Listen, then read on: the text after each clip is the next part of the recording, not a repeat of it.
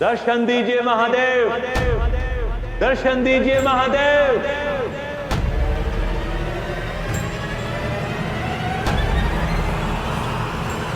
दर्शन दीजिए महादेव, महादेव जी दर्शन दीजिए, दर्शन दीजिए महादेव, महादेव दर्शन दीजिए।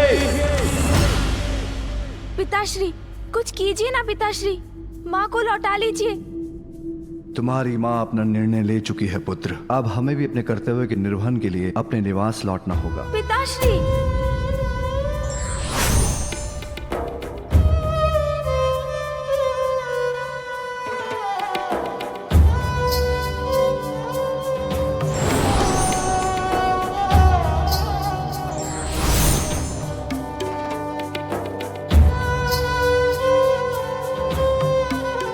पुत्र, मामा जी ये सब कैसे हो गया?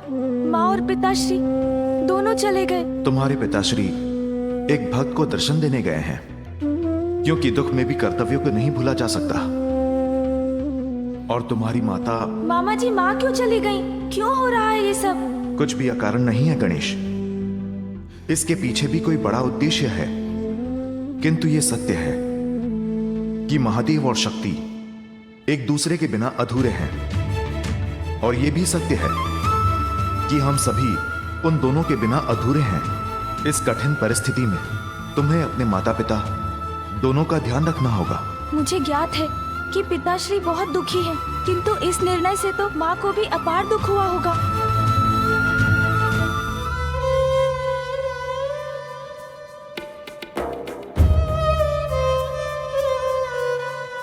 जगत पिता क्या मर्यादा से परे है? आप अपनी भूल कब स्वीकारेंगे महादेव? मैंने भी तुम्हारे बिना हर पल हर क्षण उतनी ही पीड़ा सहन की है। अंत का सुर भविष्य अंधकारमयी बना सकता है, किंतु महिषासुर ने जो किया उसका उत्तरदायित्व कौन उठाएगा?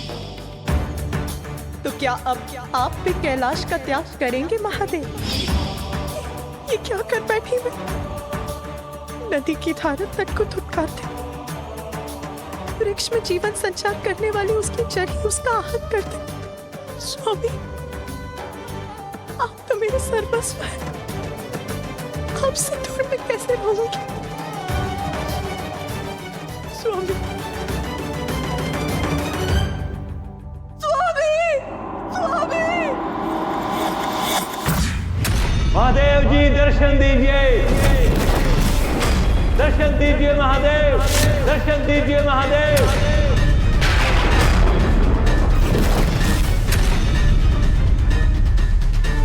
महादेव स्वीकार कीजिए मेरी विनती प्रभु, मुझे असुर गुरु पद से मुक्त होने की अनुमति दीजिए, अन्यथा मैं अभी इसी क्षण इस जल से संकल्प कर इस पद का परित्याग करना चाहता हूं।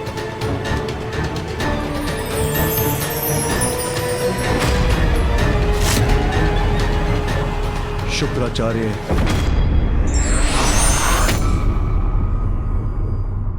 माँ, माँ, माँ। पार्वती के मन में उमड़ी ममता, माँ की गोद में आए विघन हरता। पार्वती के मन में उमड़ी ममता, माँ की गोद में आए विघन हरता। शुक्राचार्य, असुर गुरु के पद पर मैंने तुम्हें स्थापित किया था, तो मुझसे विचार किए बिना उस पद का परित्याग करने का निर्णय कैसे लिया तुमने? विचार कैसा प्रभु? स्थिति स्पष्ट है, देवताओं को अमृत प्राप्त है, मेरे असुरों को क्या? वो तो कभी भी विजय का मुख नहीं देख पाएंगे।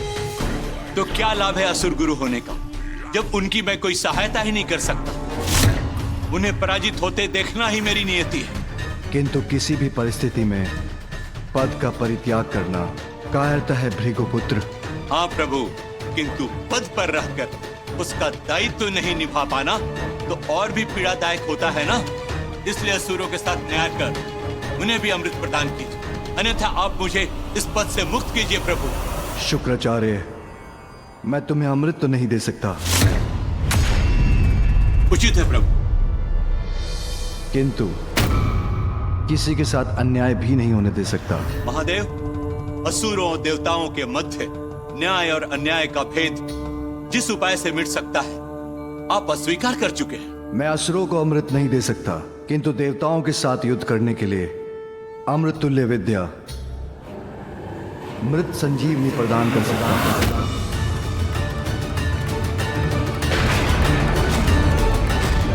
ये क्या अनर्थ कर दिया महादेव ने?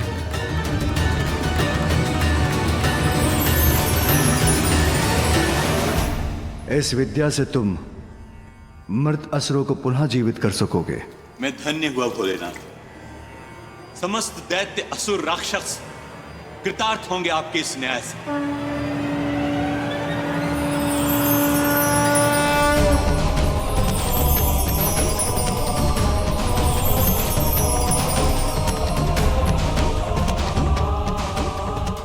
किंतु स्मरण रहे शुक्राचार्य, मृत संजीवनी विद्या का उपयोग मात्र धर्म और न्याय के लिए ही होना चाहिए।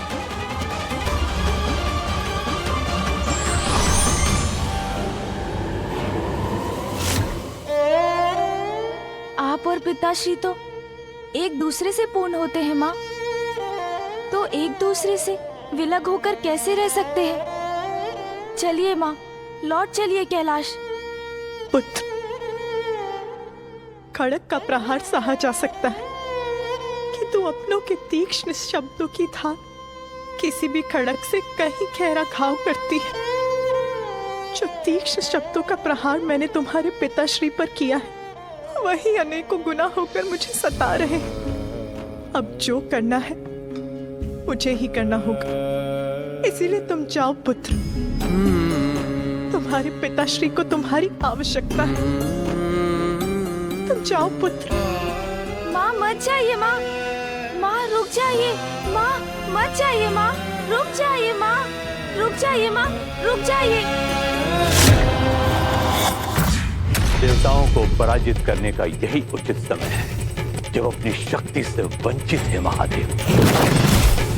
और मृत संजीवनी विद्या की शक्ति है मेरे पास, किंतु एक योग्य अर्थात प्रचंड असुर ही सिद्ध कर सकता है मेरा मनोरथ।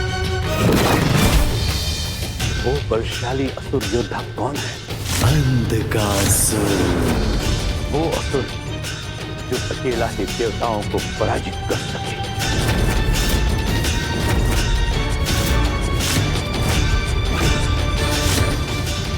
व्यक्ति को परिस्थितियों का दास नहीं बनना चाहिए, अपितु परिस्थितियों को अपना दास बनाना चाहिए। साथ ही धैर्य और विवेक से काम लेना चाहिए।